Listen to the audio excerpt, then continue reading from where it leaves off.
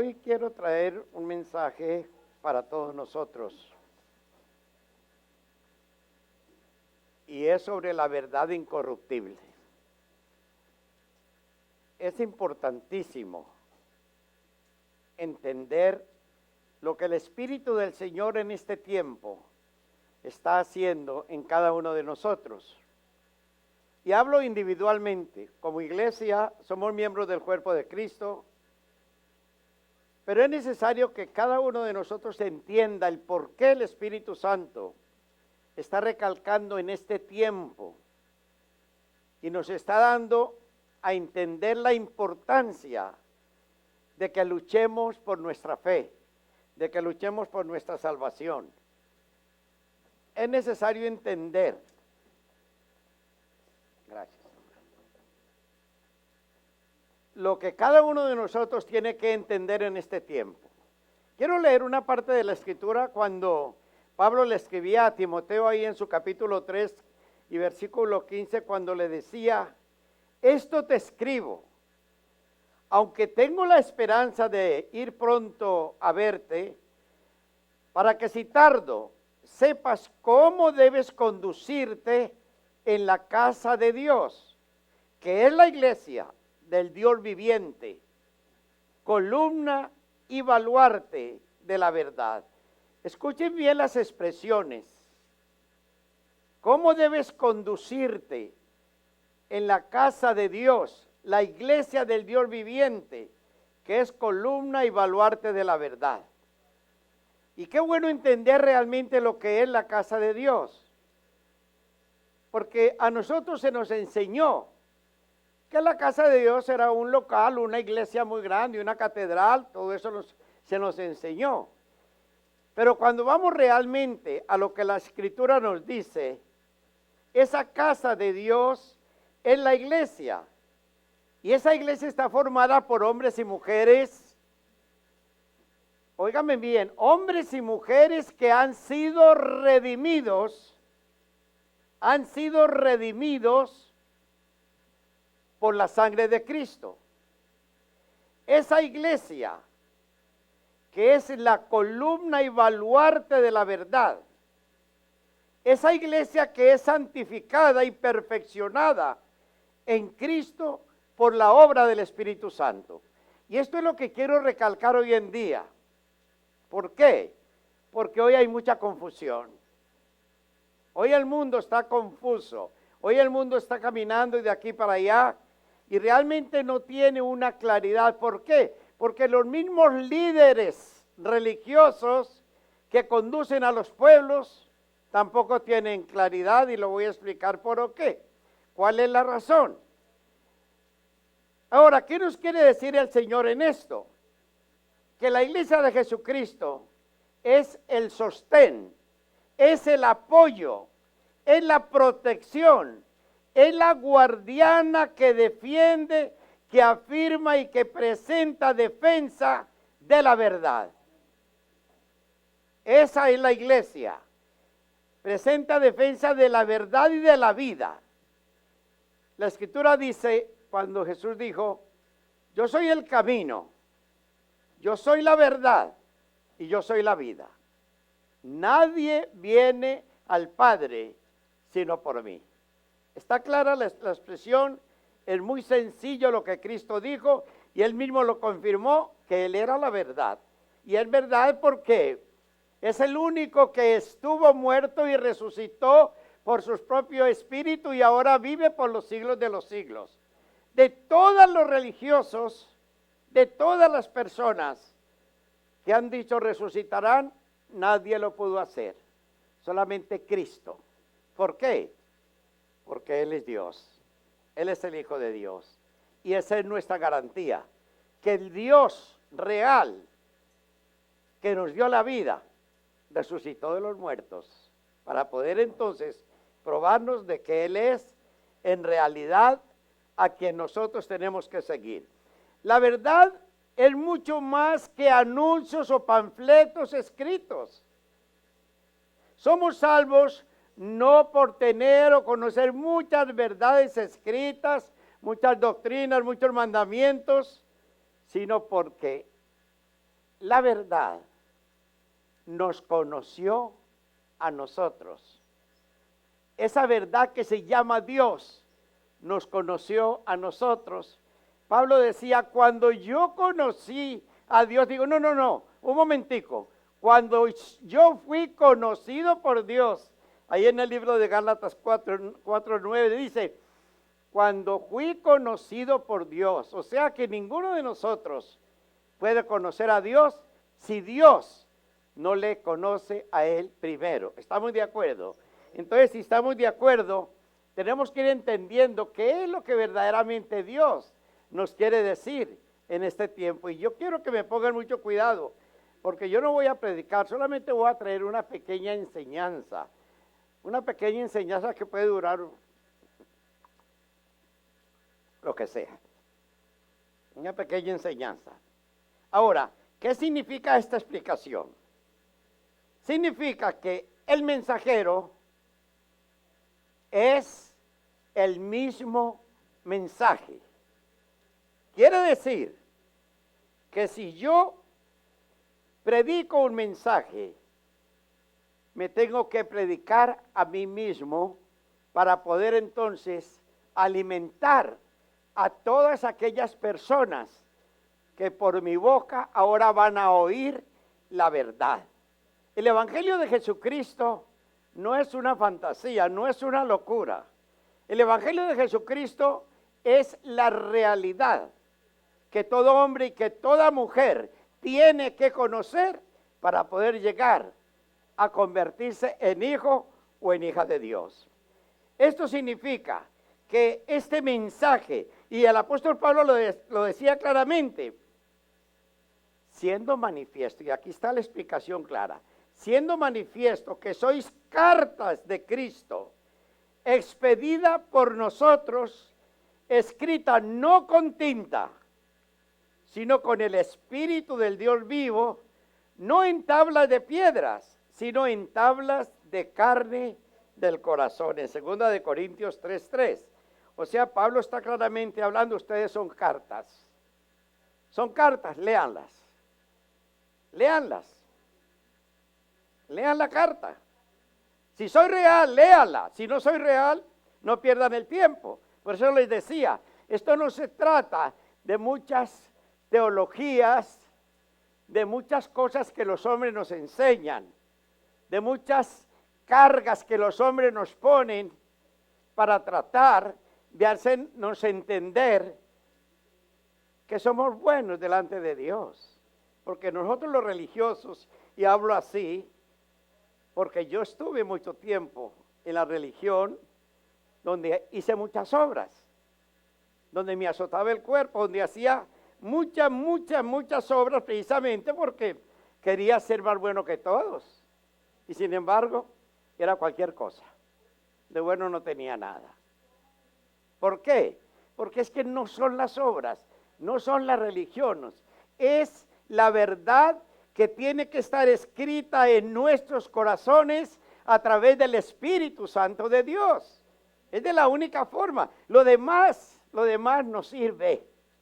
Y es necesario que escapemos por nuestras vidas. No podemos ser engañados más cuando por tanto tiempo nos han engañado las religiones. Ahora, ¿cuál es la condición para ser carta de Cristo? Porque hay una condición, ¿no ve? ¿Cómo puedo yo ser carta de Cristo para que ustedes me puedan leer? Fíjate que Pablo también escribía y decía, cuando se conviertan al Señor, el velo será quitado. Ahí está. Nadie puede recibir ese don de que el velo sea quitado para conocer al Señor. Es necesario conocer al Señor para que el velo sea quitado. Tanto judíos como gentiles necesitamos conocer al Señor, o sea, ser conocidos por Él.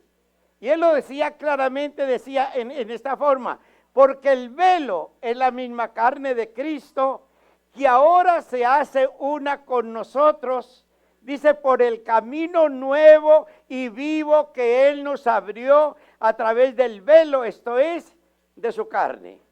Eso está en Hebreos capítulo 10 y versículo 20. La carne de Cristo es el velo. Él la rasgó en la cruz. Él derramó su última gota de sangre. Él fue completamente herido y toda su sangre y agua salió de él. Ese velo, esa carne fue desgarrada. Y físicamente en ese mismo momento, el templo del velo se rasgó en el templo de Jerusalén, de arriba a abajo, porque antes solamente podía entrar el sumo sacerdote una vez por año. Ahora ese velo es rasgado para que tú y yo podamos continuamente acercarnos a su divina presencia a través de esa sangre, a través de ese velo que fue rasgado por nosotros y que se llama Cristo Jesús, Señor nuestro, la esperanza de nuestra gloria. Aleluya. Eso es lo que tenemos que entender. Hagamos hoy a un lado nuestra religiosidad. Todavía yo lucho mucho con ese espíritu religioso, porque me atosiga, pero sé que mi libertad está en Cristo Jesús. Ahora, ¿qué dijo Cristo? El Espíritu Santo dice, donde está el Espíritu Santo, allí hay libertad, porque el Señor es el Espíritu, y donde está el Espíritu del Señor, allí hay libertad. Por tanto, nosotros todos, mirando cara descubierta como en un espejo la gloria del Señor, somos transformados ¿de qué? De gloria en gloria, por la misma imagen como por el Espíritu del Señor. Habla ahí en 2 de Corintios 3. Miren, hermanos, que esto es muy interesante porque dice que somos transformados de gloria en gloria en la misma imagen de Cristo. No podemos decir que somos miembros del cuerpo de Cristo si no tenemos su propia naturaleza. La naturaleza de Cristo viene a nosotros a través del derramamiento de su sangre. En su sangre está el ADN de Dios. Y el ADN de Dios nos da la vida al espíritu muerto. Entonces, en ese momento, somos imagen, somos semejanza. Cristo es la cabeza, nosotros somos la iglesia. Cada uno de nosotros somos la iglesia. Por eso estos lugares los obtenemos para podernos reunir y escuchar la palabra de Dios y alabar al Señor y glorificar su nombre. Pero esto no es la iglesia, somos nosotros los que formamos la iglesia. Alguien decía en estos días que tenía mucho pesar de los protestantes porque no tenían madre.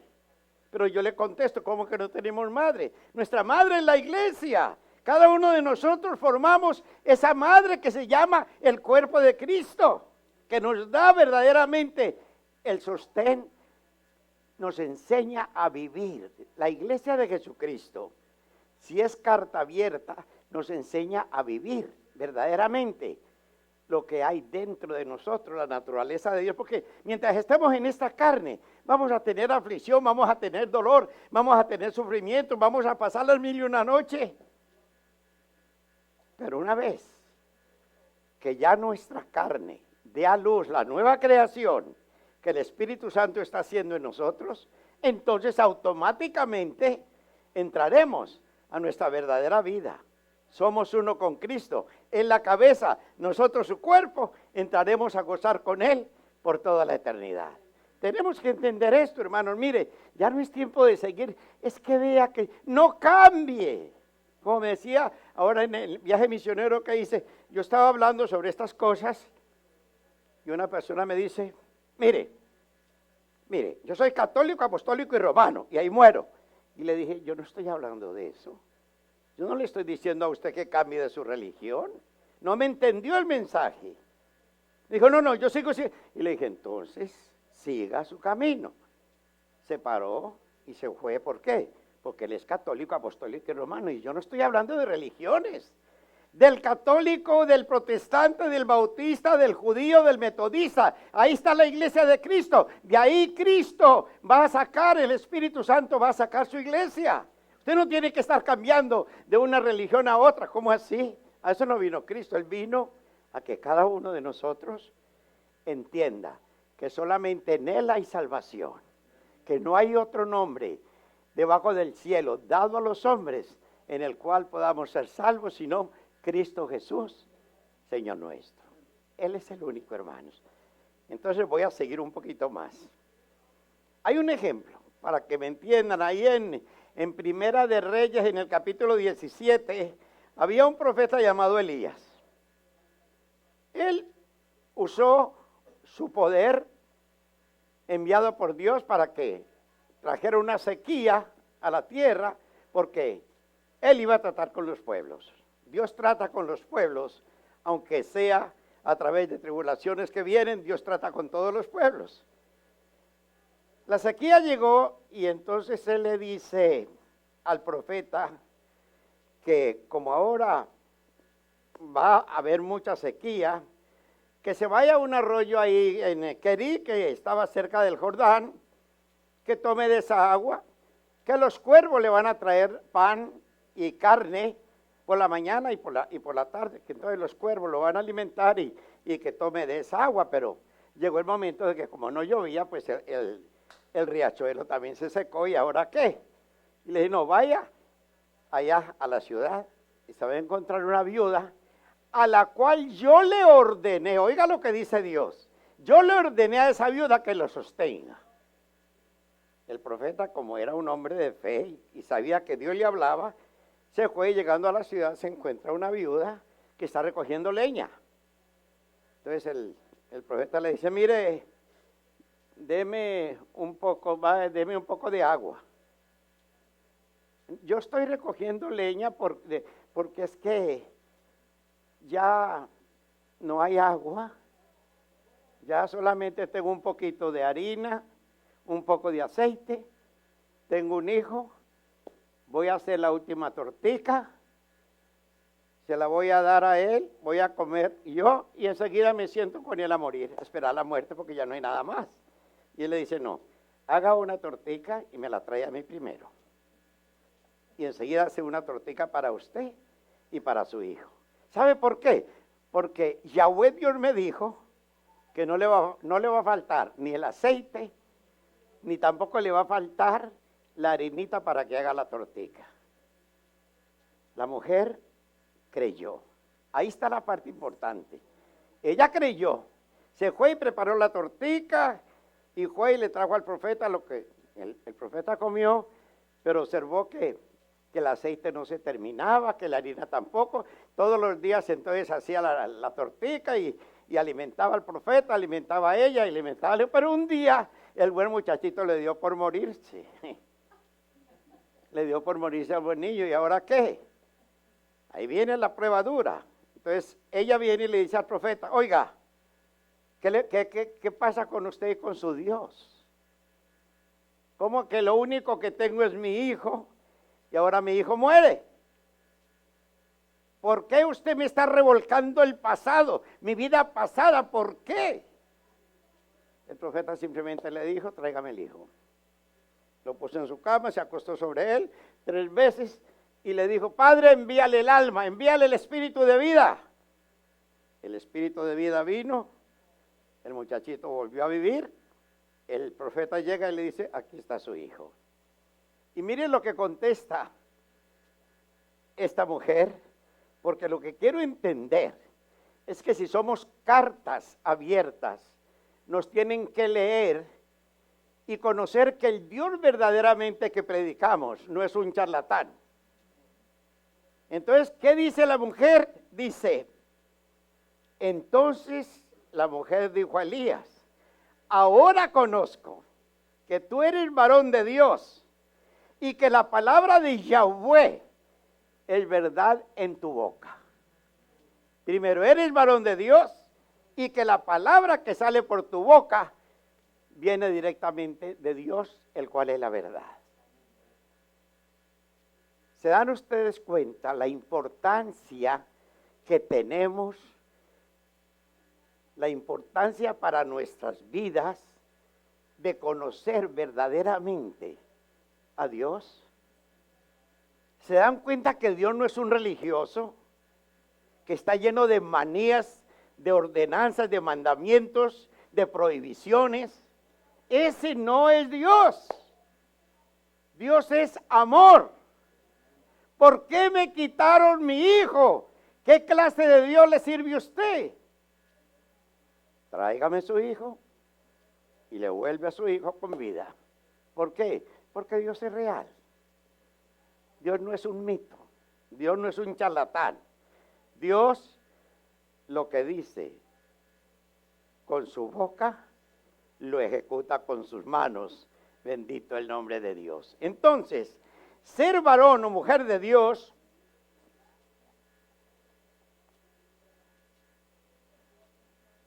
tiene que proclamarse dentro de nosotros la verdad de Dios. Y la verdad de Dios en nosotros es la vida. Nuestra palabra produce vida. Y tiene que producir vida. Estábamos mi esposa y yo en uno de los viajes. Viene una señora, me dice, no podemos tener hijos. La bendecimos y el Señor, pues la mujer queda embarazo. Al año volvemos, me dice, sí, vea, pero es que tenemos un embarazo donde el hijo, sí quedamos en embarazo, pero el hijo tiene un tumor muy grande acá en el cerebro y los médicos quieren que lo aborte y todo el mundo que lo aborte porque no podemos tener un hijo así. Entonces yo le dije, mire, hagamos una cosa. A mí no me gusta desafiar a Dios, le dije. Yo sé quién es Dios, pero usted todavía no lo conoce bien. Hagamos una cosa. No vaya a hacérselo abortar. Haga esto. Si Dios quiere que ese niño nazca, Él lo va a sanar. Si Dios no quiere que ese niño nazca, sino que simplemente quiso engendrarlo para llevarlo y formar parte de la iglesia, el niño va a morir y usted va a estar tranquila. Ella creyó, pero tantas voces que le hacían, ella dudaba, pero el marido le decía, no, Dios nos habló, mire la fe, Dios nos habló y tenemos que creer a Dios. Dios nos habló a través de un siervo, tenemos que creer a Dios.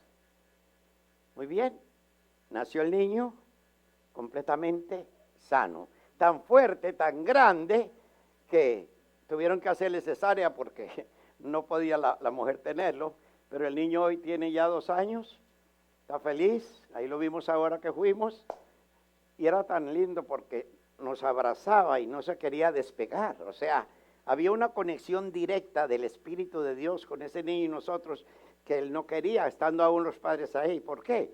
Porque ese niño en su espíritu sabía que Dios había hecho una obra de alguien que dijo la verdad. Tenemos que hablar verdad, hermanos.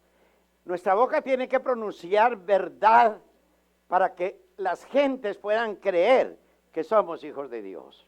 No podemos seguir con más cuentos chinos, porque el chino yo no lo entiendo y yo no lo pienso estudiar porque es muy difícil.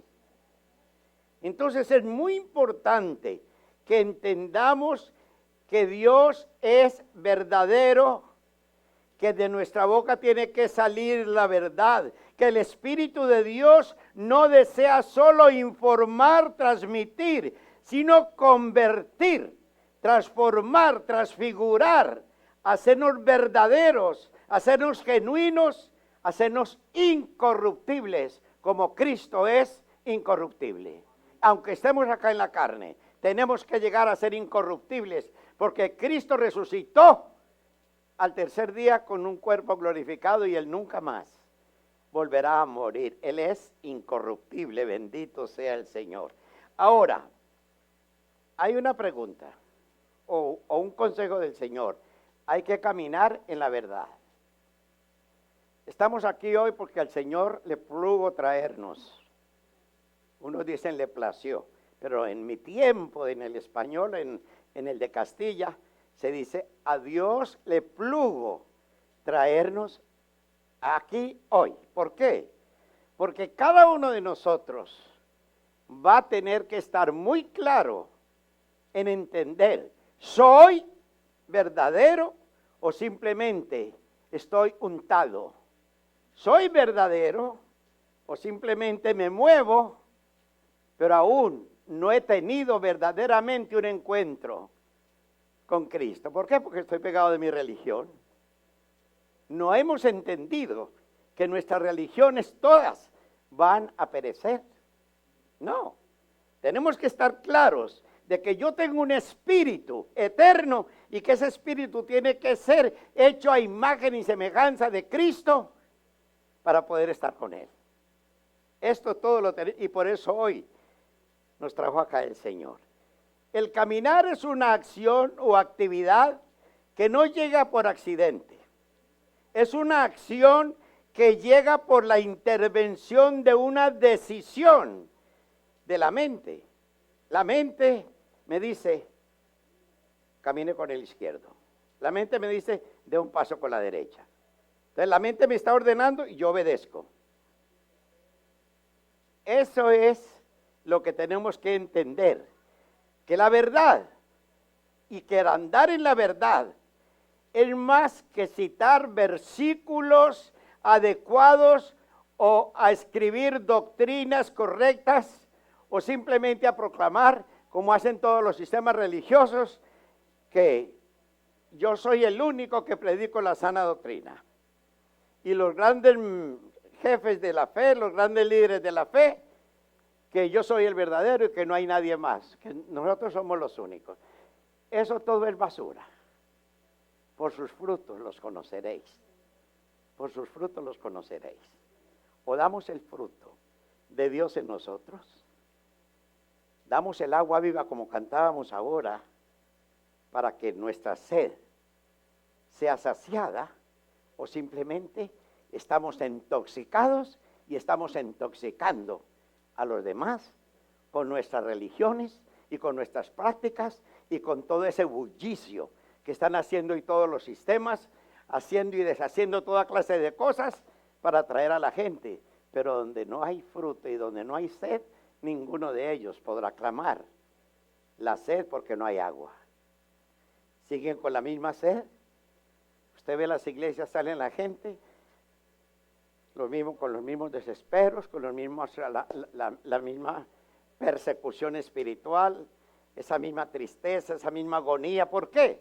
Porque no, lo que recibió allí en ese lugar no fue vida, simplemente su mente fue llena de otro montón de basura.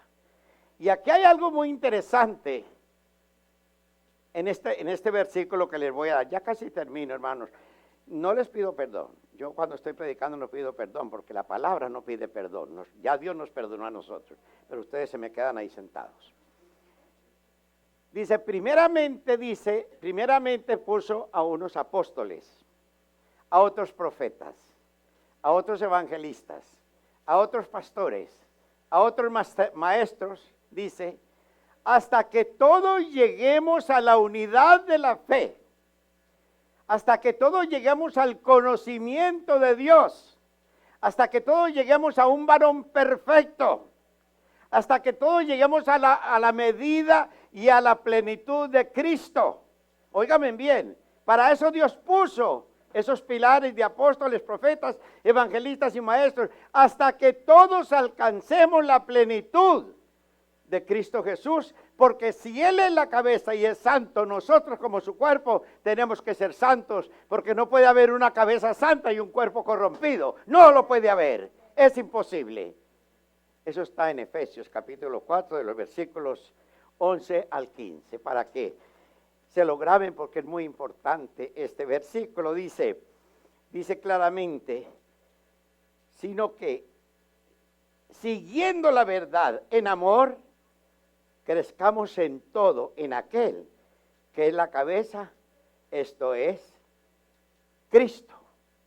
Y mire que dice en amor. Oigan acá todos nosotros. Oigan esto. Dice que en amor. El amor es un fruto del Espíritu, es el número 1. No dice el rencor. Si usted tiene rencores en su corazón contra el que sea, óigame bien, no importa la persona. tiene que sacarse ese rencor de su corazón, porque entonces el amor no puede operar. O tienes el amor o tienes el rencor. O tomas del agua que sale del agua viva, o simplemente sigues tomando el agua de inmundicia. No podemos tomar una canilla, no da al mismo tiempo agua limpia y agua pura. O la da limpia o la da pura. Entonces, esto es muy interesante. Si debemos andar en la verdad en todo, no es fábulas, no es fantasías religiosas llenas de programas para entretener a las gentes. Y traigo este último ejemplo. Hubo en tiempo de Jesucristo un hombre paralítico. Tenía 38 años que era paralítico. Escúcheme en esto. Esperaban un milagro para cuando el ángel venía y movía las aguas, el primero que se tiraba allí, ese era el único que era sano. Todos los demás enfermos ahí tenían que seguir. Pero un día pasó por ese lugar Jesucristo y se dio cuenta lo que estaba sucediendo. Eso está en Juan 5, el Evangelio de San Juan, en el capítulo 5. Jesús se dio cuenta el tiempo que este hombre llevaba paralítico. Lo miró. Mire que había muchos otros. Solamente lo miró a él. ¿Y cuánto llevaban los otros también? Pero lo miró a él. Porque a él se le había llegado el día. Simplemente viene y le dice, ¿quieres ser sano? Él no le dijo, sé sano. ¿Quieres ser sano? Y aquí está la clave de la revelación. Quiero yo verdaderamente ser libre de todas las ataduras, de toda la inmundicia que Satanás puso dentro de mi naturaleza. ¿Quiero ser libre? Esa es la pregunta, porque Cristo no va a obligar a nadie. La palabra no se obliga. Yo la traigo la palabra, primeramente a mi vida y luego para tu vida. ¿Por qué? Porque es algo completamente libre. Entonces, para andar en la verdad, se necesita querer ser sano. Que todo lo engañoso que produce en nosotros esa parálisis espiritual interna, salga de nosotros. Para esto apareció el Hijo de Dios, para deshacer las obras del diablo. Nadie puede deshacer las obras del diablo dentro de nosotros, sino Cristo Jesús. Nadie más. Nadie más. Así que olvidémonos de que no, que es por obras, como muchos dicen, no es que es por obras. La Escritura dice, no es por obras, es por fe, para que nadie se gloríe. No es que yo, como me decía una señora, no, mire, como tengo mi rodilla, esta rodilla ya está llena de callos. Le dije, ¿por qué? Porque vivo orando, ¿para qué? Para que mi esposo se convierta. Pero llegaba a la casa de la iglesia, le tiraba la cacerola, lo insultaba y estaba orando para que sus obras no son las obras, pueblo de Dios, es la fe en Él que apareció para deshacer. Él es el único que deshace las obras del diablo, nadie más. Él vino a deshacer las obras del diablo. Entonces, óigame bien, la pregunta es, ¿queremos esta clase de salvación para nosotros? Esta es la única. Una vida libre de las cargas, de las tensiones que se unen para llevarnos a ser personas distintas en el trabajo, en el hogar, en la iglesia o cuando estamos solos. Nosotros no podemos quitarnos esas cargas, hermano, por favor. Y uno que predica, que va aquí y allá, se da cuenta cómo está la gente. No pueden con las cargas. La verdad, al igual que crees en Yahweh Dios, no va a ser impuesta a la fuerza. No, sino que penetrará en el interior hasta donde se permita que el Espíritu Santo haga la obra en nosotros. Nosotros tenemos que permitir. Nosotros, nada es obligado. Nada, hermanos. Yo recuerdo cuando a mí se me dio el mensaje de salvación, Y aquel hombre empezó a hablarme de José, de María, de Jesús, de los santos. Yo le dije, pero yo conozco todo eso. Él no sabía que yo había estado toda mi vida en un convento. Yo conozco todo eso. ¿Qué es lo nuevo que tiene para mí? Y me dijo, es que usted tiene conocimiento en su mente, pero Jesucristo todavía no ha venido a morar en su corazón. Y hasta que Él no venga a morar en su corazón, todo esto que usted sabe no le sirve para nada. Entonces yo dije, un momentico, esto no se me había dicho a mí nunca, morar Jesucristo en mi corazón. Y le dije, ¿sabe una cosa? Yo en el seminario nunca leí la Biblia.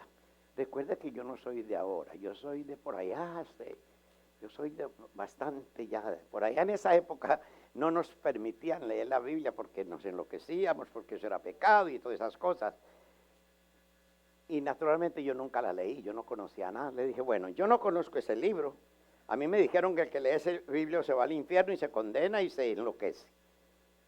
Pero usted me dice que en ese libro está la verdad. Muy bien, entonces vamos a estudiarla. Y si ahí está la verdad, yo la voy a seguir. Bendito ese día que me puse a estudiar la Biblia con él, porque a los 2 meses el Señor me conoció.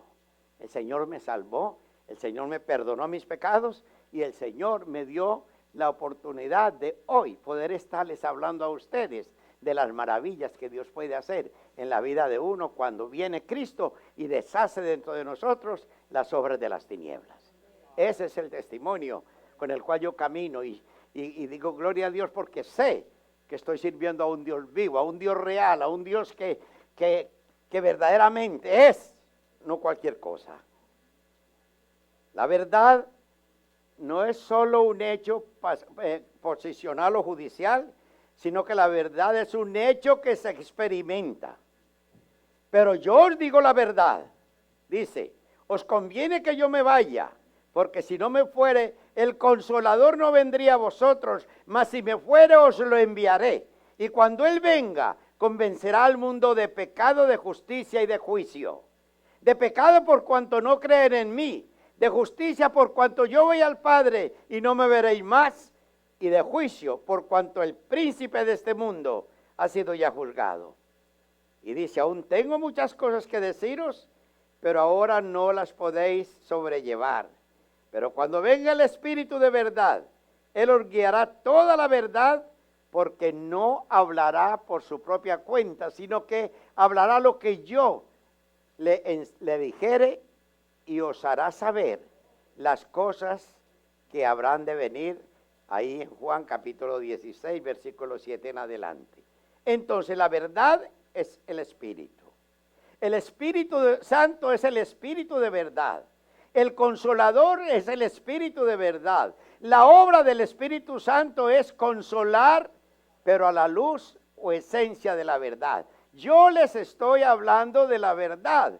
El Espíritu Santo nos está enseñando a conocer la verdad. El Espíritu Santo está enseñándonos que si Él es la verdad, Él nos va a conducir a toda verdad. Entonces, ¿cómo podemos ser consolados en otra cosa diferente si no en la verdad? ¿Cómo? No puede. Pastor, me dice una señora, hace mucho tiempo que estoy llamando a mi pastor porque tengo una gran necesidad. Llame al Señor, porque si su pastor no le va a ir a cumplir esa necesidad, clame al Señor. ¿Por qué? Porque hoy, perdone, pero no hay muchos pastores que están decididos a trabajar mucho. No hay muchos. Algunos sí, pero otros no. Dios los bendiga, pero no me voy a meter en eso, no es mi problema. Pero sí es muy importante que aprendamos a confiar en Él. Si la verdad está en nosotros, esa verdad nos conducirá y nos llevará de triunfo en triunfo. Entonces, ¿qué es lo que hace el Espíritu Santo? Simplemente es santificarnos. Y santificarse es convertirse en la verdad. Es santificarnos en la verdad. Y por eso Pablo decía, nuestro evangelio no llegó a vosotros en palabras solamente, sino también en poder, en el Espíritu Santo, en plena certidumbre, como bien sabéis cuáles fuimos nosotros entre vosotros. O sea, Pablo fue un testigo claro, un testimonio firme, porque Pablo, ustedes saben, era un gran perseguidor de la iglesia de Cristo. Y sin embargo hoy predicamos a Pablo como el gran apóstol que nos abrió la revelación de la palabra a través de su espíritu. Y hoy podemos claramente entender lo que es un hombre de Dios que verdaderamente vive la verdad. El poder viene porque la vida es una demostración de la verdad.